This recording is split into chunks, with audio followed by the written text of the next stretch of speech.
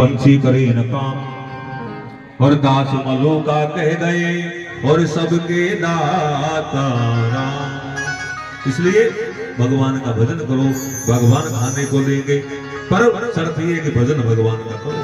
अब भजन करोगे नहीं, आलसी की तरह बैठे रहोगे, ना कोई हनुमान चालीसा पढ़ोगे, ना कोई मंदिर जाओगे, ना ठाकुर जी को स्नान कराओगे, दिन भर पड़े रहोगे आलसी की तरह, तो ऐसे थोड़ी मिलेगा ना। देखिए भगवान का भजन भी करो, सवेरे जगो, मंदिर जाओ, हनुमान चालीसा पढ़ो, पढ़ना नहीं आया तो राम राम करो, जो कोई कीर्तन बोले तो उसमें कीर्तन बोलो, जो भी जैसा भी भजन आवे वैसा करो, तो भव सागर पार हो जाओगे।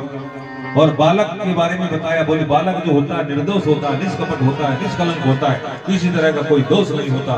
बालक की तरह स्वभाव रख करके भगवान की भक्ति करो, भव सागर से पार हो जाओ। इस तरह भगवान ने यहाँ पर 24 गुरुओं के बारे में बताया, 24 गुरुओं का ज्ञान दिया और 24 गुरुओं के बारे में बताया। और अब सुखदेव जी को भगवान श्री कृष्ण ने उद्धव जी को भेज दिया, और भेज करके भगवान ने कहा कि अब मैं भी जाऊंगा।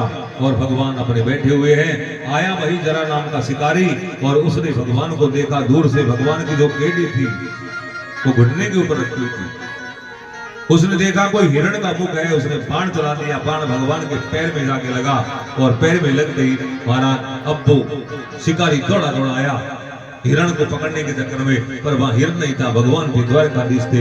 चरणों में गिर गया, क्षमा मांगने लगा कि हे प्रभु मेरे से भूल हो गई, मैंने आपको बाण चला दिया। भगवान ने कहा, बोले भैया मैंने भी तेरे ऊपर छुप करके बाण चलाया था, आज तूने मेरे ऊपर बाण चला दिया और तूने तेरा हिसाब पूरा कर लिया। क्योंकि भगवान ने भी राम अवतार में जो जरा नाम का शिकारी है ना, ये सुग्रीव का भाई बाली था। भगवान ने छुप करके बाण मारा तो बाली कहने लगा, मैं बेरी सुग्रीव प्यारा और कारण कबहु नाथ मोहि मारा। भगवान मैं तो आपका बैरी हो गया, सुग्रीव प्यारा है, आपने सुग्रीव के खातिर मुझे छुप करके बाण मारा। भगवान ने कहा, बोले भैया अनुज बधु भगनी सुध नारी, तुमने छोटे भाई की पुत्र, अपने छोटे भाई की बहू पर अधिकार जमा लिया, तुम अयोग्य हो, दंड देने के अधिकारी हो, मैंने तुम्हें मार दिया, पर मैंने छुप करके मारा है तो फल तो मुझे भी भोगना पड़ेगा। आज वही बाली जरा शिकारी बन करके आया और भगवान को बाण मार दिया। कहने का मतलब यह है कि जो कर्म करता है, चाहे वो भगवान हो, चाहे देवता हो, चाहे कोई मनुष्य हो, चाहे पशु हो, चाहे कोई भी हो, कर्म का फल भोगना पड़ता है। इसलिए कर्म बड़े होशियारी से करना चाहिए। ये नहीं कि हम कर्म कर रहे, कोई हमको देख रहेगा। भैया सब देख रहे, भगवान के गण घूम रहे धरती पे, भगवान के गण है ना धरती पे घूमते, वो सब कुछ देखते। हम चाहे कितना ही छुप करके कोई काम कर रहे, चाहे कितने ही अंधेरे में चले जाए, कितने कोठरी में चले जाए, पर भगवान के गण देखते हैं। जो पुरुष होते हैं उनको महाराज, जो यमराज जी के दूत हैं, श्रवण नाम के जो गण हैं, वो देखते हैं, सुनते हैं हम क्या कर रहे हैं। और जो स्त्रियां हैं वो यदि कोई बुरा कर्म करती है तो उनकी पत्नी है श्रवणी, वो उनकी बातों को देखती है, सुनती है, जाकर के कहती है कि ये बहुत छुप छुप करके है जो इसने ये कर्म किया, दंड मिलेगा। तो कहने का मतलब ये है कि जो जैसा करेगा उसको उसके कर्म का फल मिलेगा, चाहे वो भगवान हो, चाहे कोई देवता हो, चाहे कोई मनुष्य हो, चाहे कोई राक्षस हो, चाहे पशु हो, चाहे कोई भी हो, कर्म का फल भोगना ही पड़ता है। इसलिए कर्म हमेशा अच्छे करने चाहिए।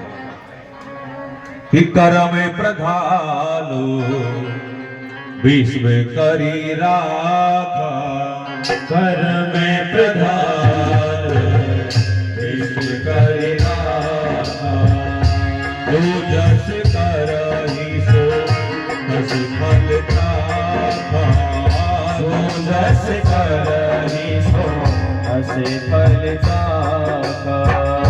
कर्म प्रधान विश्व करी राखा, कर्म प्रधान विश्व करी राखा, जो जस करहि सो तस फल पावा, जो जस करहि सो तस फल पावा।